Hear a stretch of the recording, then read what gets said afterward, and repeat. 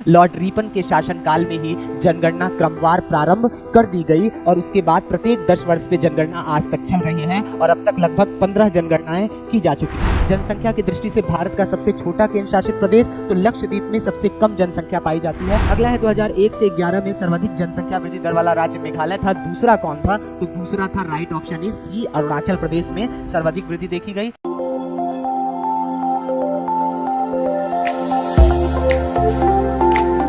स्वागत है आप सभी का एग्जाम 30 के प्लेटफॉर्म पे। मेरा नाम रहबर नवाज है और आज आप देखने जा रहे हैं जनगणना 2011 पर महत्वपूर्ण एमसीक्यूज जो कि प्रीवियस ईयर क्वेश्चन से भी रिलेटेड हैं और साथ ही साथ इसमें नगरीकरण और जनसंख्या से रिलेटेड जितने भी इम्पॉर्टेंट क्वेश्चन बन सकते हैं वो सभी संकलित करके आपके सामने हम एग्जाम 30 के प्लेटफॉर्म के माध्यम से प्रदर्शित करने वाले हैं। तो चलिए यहाँ से स्टार्ट करते हैं हम एग्जाम 30 के इस प्लेटफॉर्म पे सेंसस 2011 से रिलेटेड शानदार एमसीक्यूज, जिसमें आपको जनसंख्या और नगरीकरण पर आधारित महत्वपूर्ण प्रश्नों का संकलन देखने को मिलेगा जो आरओ के लिए भी इम्पॉर्टेंट है और साथ ही साथ ये सेंसस का पोर्शन आप BPSC exam, MTS, CHSL, railway examination में भी इसका महत्व देख सकते हैं और इससे 2-3 से 4 क्वेश्चन ज़रूर देखने को मिलते हैं। तो चलिए पहला प्रश्न आपके सामने है कि भारत में पहली बार जनगणना किसके कार्यकाल में संपन्न हुई, यानी जनगणना प्रारंभ जो हुई है वो कौन सा गवर्नर जनरल था जिसके अधीन रह करके पहली बार प्रयास किया गया एक छोटे रूप में, एक स्मॉल तरीके से जनसंख्या का आकलन करने का प्रयास। तो ये प्रयास किया गया था लीटन नहीं, रीपन नहीं, नॉर्थब्रुक नहीं, लॉर्ड मेयो के शासनकाल में सर्वप्रथम प्रयास किया गया कि जनसंख्या का एक आकलन होना चाहिए ताकि उनके सामाजिक आर्थिक विकास का आकलन किया जा सके। अगला प्रश्न आपके सामने है कि भारत में जनगणना का क्रमवार आकलन कब से प्रति 10 वर्ष के अंतराल पर किया जा रहा है।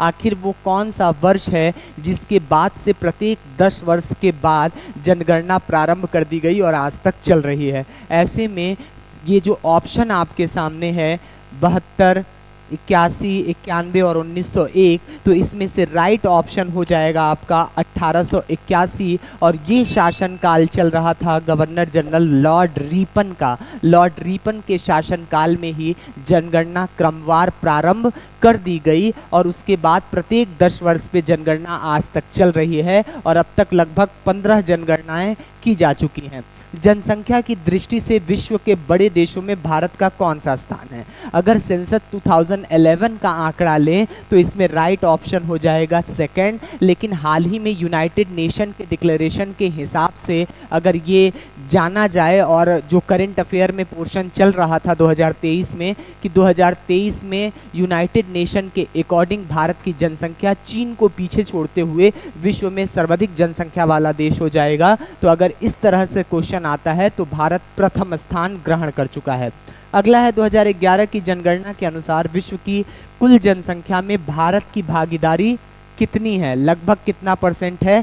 तो कुल विश्व जनसंख्या का लगभग 17.5% जो है भारत की जनसंख्या उसमें योगदान करती है। ठीक है। अगला है भारत में प्रति वर्ष किस देश की जनसंख्या के बराबर वृद्धि हो रही है? तो इसमें अफ्रीका नहीं है, अर्जेंटीना नहीं, ब्राज़ील नहीं, ऑस्ट्रेलिया के हिसाब से लगातार वृद्धि हो रही है ऑस्ट्रेलिया की जनसंख्या के अनुसार। 2011 की जनगणना भारतीय जनगणना इतिहास की कौन सी जनगणना थी, यानी जनगणना जब से हो रही है और अब तक 2011 तक कौन सी भी जनगणना है? तो ये 15वीं जनगणना है। ठीक है, 15वीं जनगणना है। अगला है कि आज़ादी के बाद 2011 की जनगणना कौन से क्रम का है?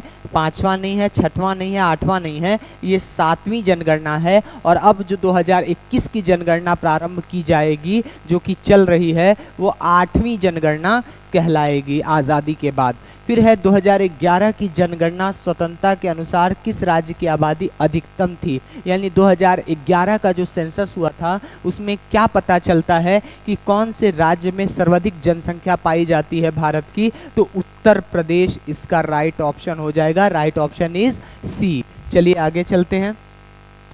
जनसंख्या के आकार की दृष्टि से भारत का सबसे छोटा राज्य, यानी जनसंख्या के आधार पे, क्षेत्रफल के आधार पे नहीं, जनसंख्या के आधार पे कौन सा सबसे छोटा राज्य है? तो त्रिपुरा नहीं, अरुणाचल प्रदेश नहीं, मिजोरम नहीं, right option is a Sikkim. Sikkim में सबसे कम जनसंख्या है भारत के राज्यों में। 2011 की जनगणना के अनुसार बिहार का जनसंख्या की दृष्टि से कौन सा क्रम है? तो तृतीय है। पहला है यूपी, दूसरा है आपका महाराष्ट्र, तीसरा है आपका बिहार और चौथा है आपका वेस्ट बंगाल। ठीक है, यह क्रम है। आगे ये पोर्शन आपको क्वेश्चन में भी देखने को मिलेगा।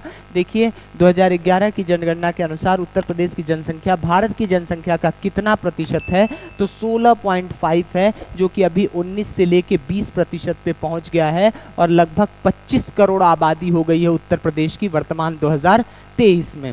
जनसंख्या की दृष्टि से भारत के 3 सबसे बड़े राज्य कौन से हैं? तो right option A Uttar Pradesh, Maharashtra and Bihar. ठीक है, जनसंख्या की दृष्टि से भारत के 3 सबसे छोटे राज्यों का सही क्रम क्या है? तो हमने जनसंख्या की दृष्टि से अभी पिछले क्वेश्चन में देखा सिक्किम सबसे छोटा है, तो सबसे पहले सिक्किम यही मिल गया, राइट ऑप्शन बी हो जाएगा, सिक्किम, मिजोरम, फिर अरुणाचल प्रदेश।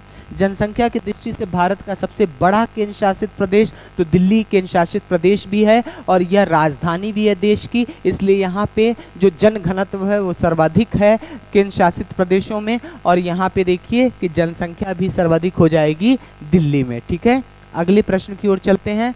जनसंख्या की दृष्टि से भारत का सबसे छोटा केंद्र शासित प्रदेश तो लक्षद्वीप में सबसे कम जनसंख्या पाई जाती है। लक्षद्वीप केरल की तरफ है, आगे समुद्र में, अरब सागर में, और ये पूरा एटॉल द्वीप इसमें पाए जाते हैं, एटॉल द्वीप समूह पाए जाते हैं, और ये सभी कोरल्स हैं, कोरल्स से बने हुए द्वीप समूह हैं। ठीक है, लक्षद्वीप।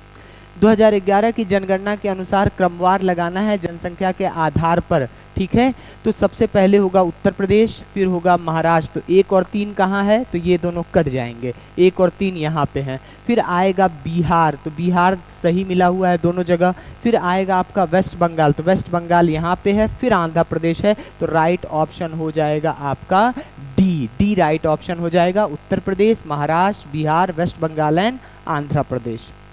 अगला प्रश्न है 2011 की जनगणना के अनुसार निम्नलिखित में से किस राज्य में 2001 से 11 की अवधि में सर्वाधिक वृद्धि देखी गई जनसंख्या में? तो मेघालय एक ऐसा राज्य है जिसमें सर्वाधिक वृद्धि देखी गई थी।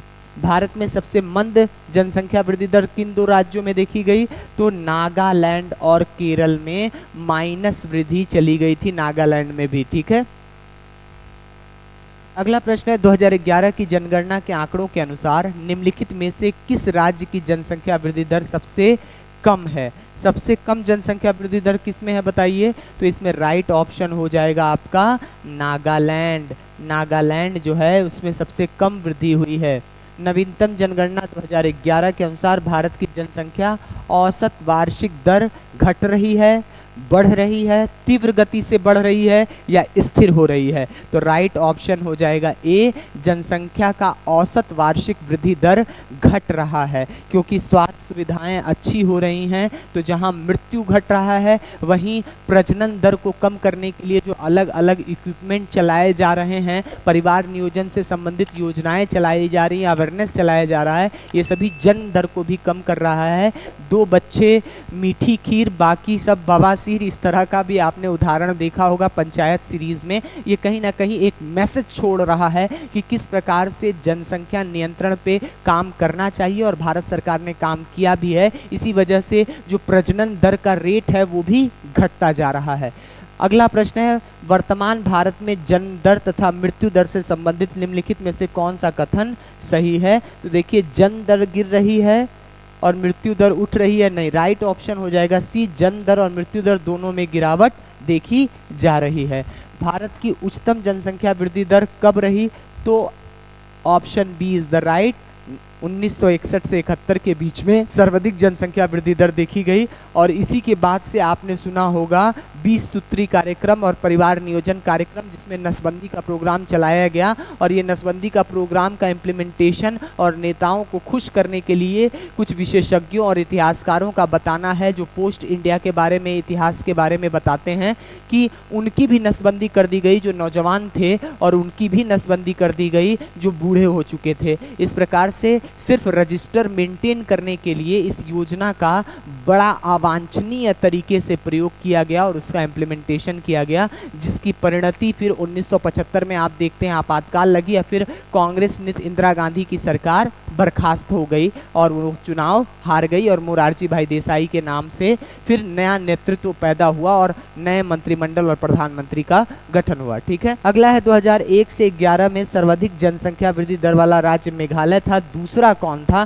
तो दूसरा था right option is C, Arunachal Pradesh में सर्वाधिक वृद्धि देखी गई। जनघनत्व का अर्थ क्या है? प्रति वर्ग किमी में रहने वाले व्यक्तियों की संख्या। Right option is C. तो चलिए आज इस जनगणना के एपिसोड में इतना ही। इसकी 2-3 एपिसोड और आएगी। अगर आप इसको स्पीड बढ़ा करके 2 से 3 बार देख लेते हैं तो जनगणना के आधार पे जितने भी एमसीक्यू आते हैं CHSL, SSC, BPSC एग्जामिनेशन या अदर PCS एग्जामिनेशन में, वहाँ से आपको काफ़ी लाभ पहुँचेगा। ये सीरीज़ आपको लाभ पहुँचाएगी। तो अब तक आपने Exam30 के प्लेटफॉर्म को सब्सक्राइब नहीं किया है तो यहाँ से कर लीजिए ताकि ऐसी वीडियो आपको मिलती रहे। जय हिंद, देखते रहिए Exam30।